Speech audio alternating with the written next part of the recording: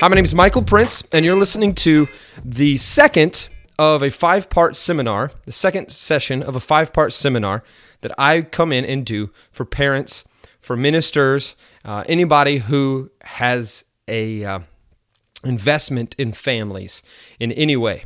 And this session is entitled Our Culture and Our Enemy, and it comes after a first session entitled It's All About Influence. Let's look at Galatians chapter 5, verses 7 through 9.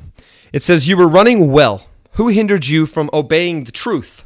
This persuasion is not from him who calls you. A little leaven leavens the whole lump." You see, a little bit of influence can come into our lives and can change the way we do things, can change the way we look at things. It's very important to understand that as parents, as we raise our kids, and as ministers, as we minister to young people. See, to be the number one influence in the lives of our children, we must take authority over the other influences in their lives. We can't shelter them necessarily. It's not always healthy to look at it that way. But what we can do is outweigh the influence of the popular culture, outweigh the influence that society has on our kids. I'm going to talk a lot about the culture in this session, talk a lot about what it does in our kids' lives and how it affects them as they make decisions. But I want to just explain briefly that I am not an expert, but a student of the culture. I'm a researcher. I'm observant. I listen to things that most people don't want to listen to. I read articles that most people don't care about. I know what certain celebrities are up to because they're the celebrities our kids are into a lot of times. Don't take this talk as an expert's advice or opinion, but as an observation of an interested party who cares enough to take the pulse of the culture and communicate it to parents and to ministers. Matthew 10:16 says, "Look, I am sending you out as sheep among wolves, so be as shrewd as snakes and as harmless as doves." So the goal of our session entitled Our Culture and Our Enemy isn't to teach you everything about the culture or to help you develop an opinion on our culture, but it's to inspire you to become a student of the culture yourself. I do have, if you go to BecauseFamily.org, you'll find a home and culture evaluation sheet. It's a very good resource for parents to use to evaluate what the culture is in their home, what kind of screens are in their home, how readily available is the culture to your kids. I encourage you to go to BecauseFamily.org if you're listening to this recording, find that, download it from our resource page, and take that evaluation. See, I want to talk about two terms real quickly. If you've hopefully taken that evaluation, we can now move into talking about a couple things. The first thing I want to talk about is the scheme of the enemy. I went through something called Ancient Paths. What it was a number of sessions that just helps you deal with the things in your life that have hung on, maybe from childhood or things you've been through that you need to really seek God about overcoming. And it was really good for me and for my wife as we went through it together. But one thing that they taught heavily on was the schemes of the enemy. See, the thing about our enemy, Satan, is that he is a created being. He's an angel. We know that he was cast out of heaven by God because he decided he wanted to be worshiped and be like God. And so God sent him out of heaven and sent a third of the angels with him. So we know a couple things from that story alone. Number one, he's a created being like the angels and like you and me. Number two, he's not omniscient, not omnipresent. He's none of those things. So he doesn't know what we're thinking. He can't be everywhere at once. And we know, number three, that he has a limited amount of resources as far as demons or minions or whatever you want to call it, that go out and do his work for him or do his bidding. We know he's real. I believe he's real, but I do believe we give him credit for things he's not as involved in directly as we say, "Oh, I've got the flu. The enemy's really attacking me." No, you probably need more vitamin C, better rest, and to eat a little healthier, maybe exercise, and you'd be healthier. It's not necessarily Satan. Yeah, we live in a cursed earth because he tempted Adam and Eve and they fell. So maybe you could take it all the way back there if you want to, but most likely we could take better care of ourselves and be healthier. "Oh, I'm in debt up to my eyeballs because the enemy's always after me." Well, because you spend money you don't have to impress people you don't like Dave Ramsey always says. Not always the enemy. So we do give him a lot of credit for things that he doesn't deserve credit for. He's not a God. He's not omniscient. He's not omnipresent. But he doesn't need to be those things, and there's a reason for that. The reason is the schemes of our enemy. He has these schemes. He's pretty smart, right? Unfortunately. I look at it like the snowball effect. What it is this. You know the snowball effect. It starts small, the top of the hill, the snowball begins to roll. As the snowball is rolling, it grows and it grows and it grows. Think back, if you're a pastor, think back to the first time a couple was in bed together on television. Most likely it was Lucy and Ricky Ricardo that you've thought of back in the 60s, early 60s. And then think back to the first time a midriff was seen on television, back to I Dream of Jeannie when her belly button was visible. Oh, Lord, save us, right? And then you look, and the first time somebody's backside, complete backside was seen on TV, it was NYPD Blue in the mid-90s, and it was a man's backside. See, this is that snowball effect as it appears in our culture. See, these schemes of the enemy, they are something that starts small and grows. We look at in the individual lives of people. It starts with the first drink of alcohol, and somebody with an addictive nature eventually becomes an alcoholic. Statistics tell us that most alcoholics, in fact, it was almost 50%, 47% of alcoholics had their first drink before the age of 14 years old. Most of them, a recent study came out to say that letting your kids have sips of alcohol and drink in your home causes them, they're more likely to become alcoholics in the future if you've done that at home. So that idea of supervising their drinking when they're young, helping them in the future, isn't necessarily ideal like they think it is. Because these things start small, right? That's why the term gateway drug is so common. Think of something like pornography that starts with seeing something inappropriate at a young age, or whenever your interest is piqued in those things, and wanting more and more and more and more until eventually it has a hold of you and it controls you instead of you controlling it. That's how sin works, because that's the scheme of the enemy. That's the snowball effect that our kids experience as they grow up in our culture, just like we did. The problem is the scheme is in even more full force now than it's ever been. The schemes of the enemy lead to destruction, you see, but God's plan leads to life. See, parents, our job is to lead our children down that path, the path to life. To do that, we have to understand the scheme of the enemy, and we have to understand how it relates to the cycle of our culture. See, the cycle of our culture is the scheme of Satan in our world. I mentioned earlier the progression of sexuality. It follows our culture. It's a good way to keep your pulse on what's going on in our world. See, we've been being set up. The scheme of the enemy has become the cycle of our culture, and most people don't recognize it. There's a Frontline PBS special called The Merchants of Cool. I recommend that you go visit that. There is a link on our website at BecauseFamily.org where you can go to that.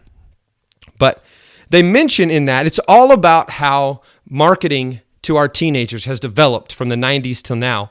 It's actually made in the 90s, so it's talking about the early 90s to when it was made.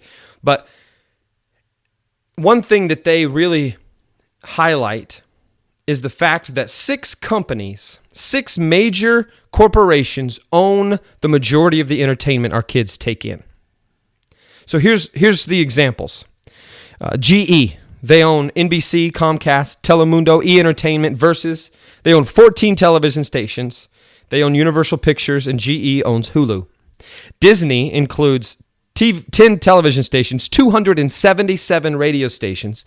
They own ABC, ESPN, A&E, the History Channel, Lifetime, Discover Magazine, Bassmaster Magazine, Hyperion Publishing, Touchstone Pictures, Pixar Animation, Miramax Film Corporation, and guys, geeks like me, they own Star Wars and Marvel now. Just letting you know that, in case you didn't, but you did. Viacom owns 10 television stations, including the Movie Channel, Comedy Central, BET, Nickelodeon, TV Land, MTV, VH1, and Paramount Pictures. CBS owns 30 TV stations. The Movie Channel is one of those. Smithsonian Channel, Showtime. News Corp owns 27 stations. Fox News Network, Fox News Channel, Fox, FX, National Geographic, Wall Street Journal. They own TV Guide. They own the New York Post. They own 20th Century Fox, and they own MySpace. Remember MySpace? Time Warner owns HBO, CNN, the Cartoon Network, Warner Brothers, Time Magazine, DC Comics, Turner Broadcasting. Most Christian record labels can be traced back to one of these 6 major corporations. Christian record labels, Christian radio stations as well. See, the term Christian, when applied to anything other than an individual, is just a marketing strategy. Christian bookstore, Christian radio, Christian music, marketing. It's simply marketing because the majority of those things are owned and operated, if you trace them all the way back to these major corporations. There's exceptions to every rule, but unless you know the CEO, president, and owner of the corporation, it's likely traced back to something large like what I just mentioned.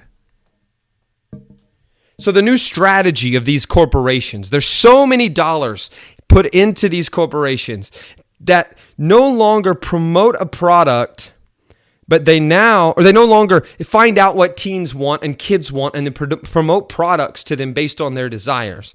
Now they promote products that create consumers at the earliest of age. They put the product out there and tell us what we need. In fact, Steve Jobs, the founder of Apple, said that. He said, the general public, I'm paraphrasing, but the general public doesn't know what they need or what they want until we tell them. And that's the attitude of marketing now. See, they don't find an audience to promote a product to. They create a consumer from the earliest age. It's called the cradle to grave strategy. Let's look real quick at Nickelodeon, MTV, Disney Channel. They're all marketing all the time. When they put on Dora the Explorer, they're selling backpacks and shoes and DVDs and songs. When they put on the teeny bopper shows on Nickelodeon, it used to be kids shows when I was a kid, but now it's shows about being a teenager that's marketed to preteens. Those are selling shoes and backpacks and all of those things. Disney Channel, same story. Same story, Disney Junior. And the thing is, the cradle to grave strategy looks like this. Well, we'll get them to understand what it means to want what they see on TV when they're little with, say, Nick Jr. or Disney Junior. And then they'll grow up a little bit and be a Nickelodeon fan, and they'll want what they see on those shows. Then they'll love MTV. Then they'll love VH1, of course, a little older than Bravo. Then the news channels that the same corporations own. What these kids have been watching from the time they were preschoolers until they're grown adults.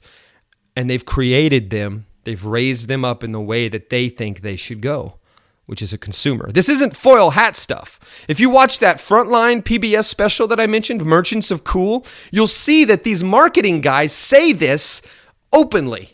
They're not trying to hide it. This is just how it works. It's a cradle to grave strategy. This is the plan. This is how we make our money, they say. This isn't a foil hat conspiracy theory. See, your kid is a multi-billion-dollar industry. Their culture is motivated by cash. They don't care about people. Look at Miley Cyrus. Best example I could come up with. Your 7-year-old, 8-year-old loved Hannah Montana. She loved Miley. She thought Miley was awesome. We read articles about how her parents raised her in church, and so she was a good Christian girl, right? Miley was. We loved it. But then Miley decided to grow up, and your kid's 12. Miley's 20 years old. That's where the problem comes in. Because as Miley's growing up, and your kid loved her, adored her, your daughter thought Miley was the best. And now she's doing what she does on award shows and in her music videos. And that's what growing up looks like if our kids are inundated with that culture. That's what growing up looks like. See, Miley Cyrus is probably not the healthiest person there is anymore. She may have been in good shape when she was younger and everything started out, but now the evidence we see is one thing. Now, here's the thing. I don't blame her for this. The truth is, she's a victim of this meat grinder that is this popular culture machine. And she's not the first one. Look at Britney. Look back and keep looking back to these young stars who became what they became and went through the struggles they went through. Some of them made it out. Look at somebody like Drew Barrymore. She was this young star and child star, and she was put through that meat grinder in the schedule of what it's like to be a kid and teen star, and then she went off the deep end for a while. They don't care about people. They care about cash. It's about the money. Now, here's the thing, though. That's the cycle of our culture. It's all about money. It's all about raking in the dough to further the kingdom of their corporations. But for the enemy, it's not about money. It's about you trading in your influence. If you're a parent, you understand that you have more influence over your kids, should have more influence over your kids than anybody else in their lives. If you're a minister, you understand that your influence is limited. When I was youth pastoring, I found it amazing when I saw the fraction, which is, I believe it was 1/168.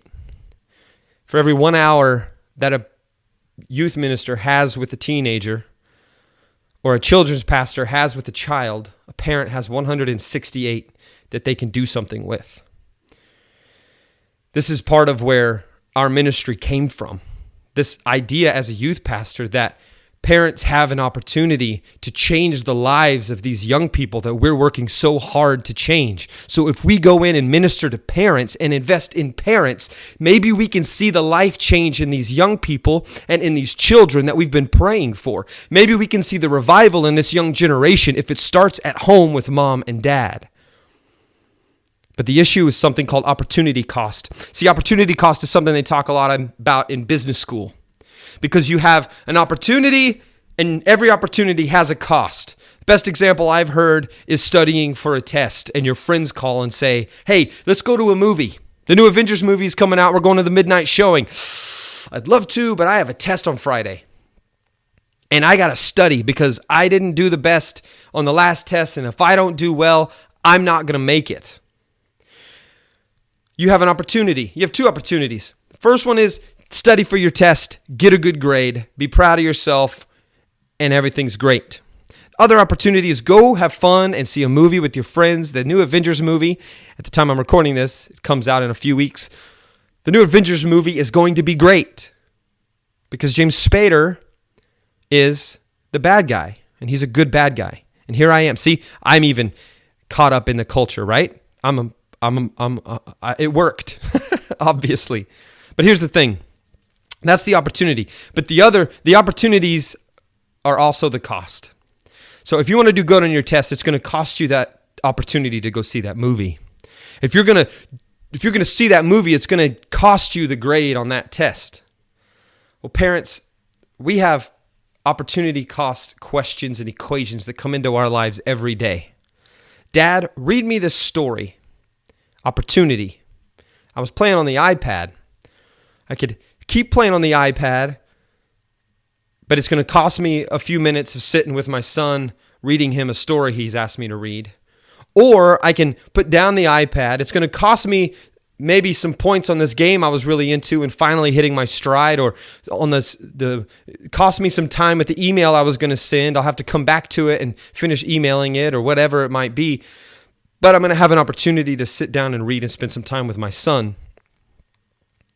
Dad, we've got a Royal Ranger event coming up this week. Can you go? Can you take me? I was going to play a round of golf. Well, I have an opportunity to play golf, but it's going to cost me some time with my son at a Royal Ranger event. Or I could go play golf with my son, eventually when he's older. But I could go and do the Ranger event with my son, but it's going to cost me a round of golf. And Lord knows I need all the practice I can get at that. Opportunities to spend time with our kids, opportunities to invest in our kids. Parents with a bunch of kids, we have 4. And we often look at the opportunities like that where we say, hey, we need to go to Walmart, and we're all out and about. We have an opportunity to take our kids into the store with us and teach them how to behave and how to deal with being bored in Walmart and how to learn to not look at everything on the shelves and think that that's what you need or want. But it's going to cost us because that's hard work sometimes. Or we wait, we take them home, or we drop them off with grandma, and then we go to the store, or daddy gets some time with them. There's ways to work through that, work around that. And sometimes you have to take the opportunity to just get the thing done at the store you need to do. But all in all, that's opportunity cost. You can't counter a culture that's trying to deceive your kids if you're trading in your influence for convenience. Now, those are the 4 things we trade in influence for. First one is convenience. And the best example of that is what I just said. Those 3 things I just said. It's more convenient to just go play golf and have fun. It's more convenient to go to the store without kids. It's more convenient to go to a wedding and not have to deal with your kids the whole time. We did that this morning as I'm recording this. Took all 4 of our kids to a wedding. And it wasn't that bad. But when my wife said, yeah, I think we'll take them all, I said, really? Are you serious? Because it's 4 of them. You know what I mean? 7 years old and under. But we did it. And it worked out. It was fine. People were glad to see them, right? But it's more convenient. The other thing is success. We also trade in our opportunity to spend time with our family for success. Dads, you want to be at work until 7 p.m., 8 p.m., 9 p.m. at night. You miss dinner time with your family every single night when you have an opportunity to invest in your kids in the evenings when they're home from school. Security. We think we need all the money in the world to survive. We think we need we think our provider is our job, and so we don't do what God's told us to do by spending time with our family and investing in them. Instead, we spend all of our time making money. So mom and dad, we're gone all day working. We get home, all we can think about is work. We're answering emails. We're doing all that stuff, and all the while, our kids need us. And entertainment, like I mentioned, golf, going out on the town one night. Now here, don't get me wrong. My wife and I take a date night every week. We take a date night. That's obviously building our marriage. We're going to be married a very long time because of that date night, because we've already worked through so much junk, because every Tuesday night we go out on a date. But we also drop our kids off to do that, because it's hard. It'd be hard to go on a date with all of our kids. It's not a date, is it? That's a family outing, I believe. But there's a limit. There's a time when we look at things, we go, you know what? I have an opportunity to be with my family and invest in them. And this entertainment stuff's not as important. Going to play this or do that all the time, going fishing all the time is just not that important. The best things is when we can blend our entertainment with time with our families, right? The kids can go fishing with us. I can't wait till my son can go golfing with me, and eventually my daughters as well.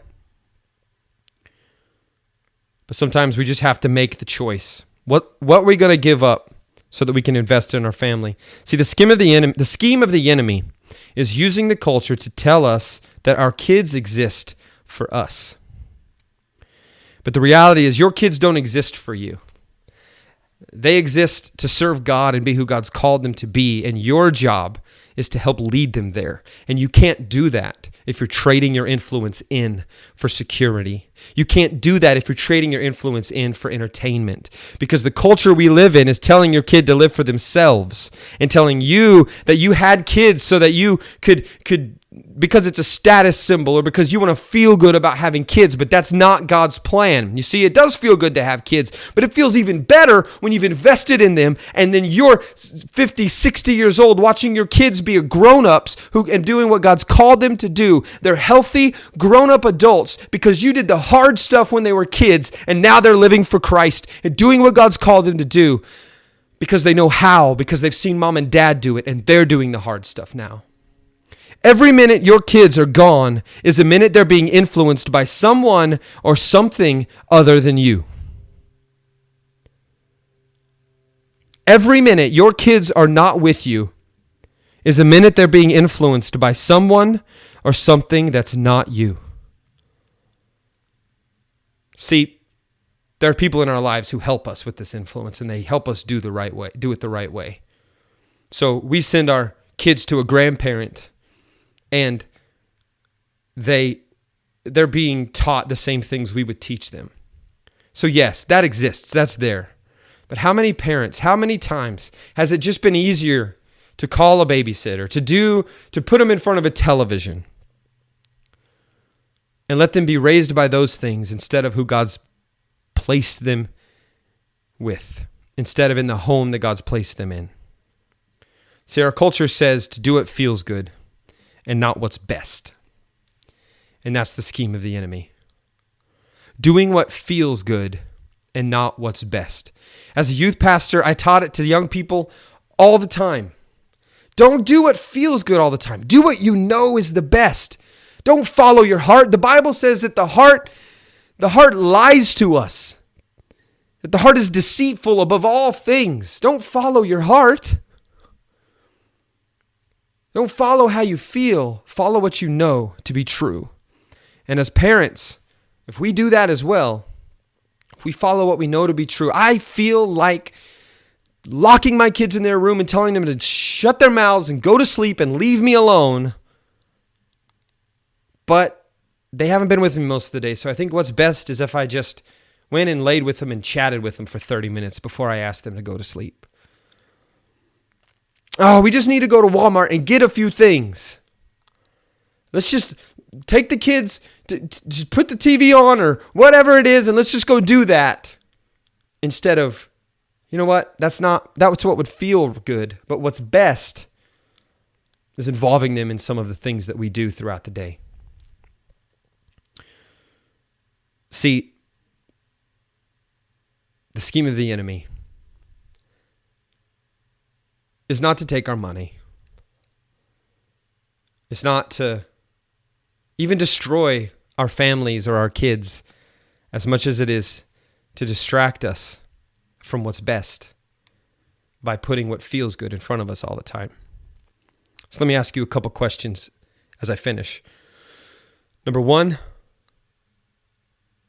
how much is the culture a part of what goes on in your home? What's the balance? If you were to put the amount of society's culture that your kids are experiencing on one side of the scale and the influence you have over your kids on the other side of the scale, how would that balance out? Question number two, where are you giving up your influence for something else? Where are you laying down your influence and trading it in for a good time, or trading it in for an extra $5,000 a year, or trading it in for a better status at your job and title? Where can we get better at those things? You see, because God has called us to be the first influence in the lives of our children. And we can't do that unless we take every opportunity. God bless. Thanks for listening.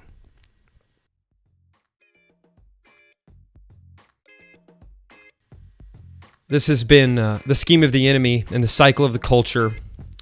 Again, my name is Michael Prince with BecauseFamily at BecauseFamily.org. You can find out a lot more about our ministry at that website. You can see us at Facebook as well if you look for BecauseFamily. And on Twitter too, you can look me up at KMichaelPrince. And you can email me if you have any questions, any thoughts about what you heard. You can email me at kmichaelprince@gmail.com. And if you want to partner with our ministry, there's giving information at BecauseFamily.org. And if you want us to come and share more with your parents, with families in your church, like what you just heard, sessions about what influence even means in our lives, sessions about how the church is a resource for us and we can use the church and be more involved in church to help our kids grow, and sessions for ministers asking the all-important question, does your family or do the families in your church exist for your ministry, or does your ministry exist for the families in your church? All in all, I just want to ask if your church is family friendly. And if it is, let BecauseFamily help you be better and even more friendly. And if it's not, give me a call. Look me up. KMichaelPrince@gmail.com. Thank you for listening. God bless. Goodbye.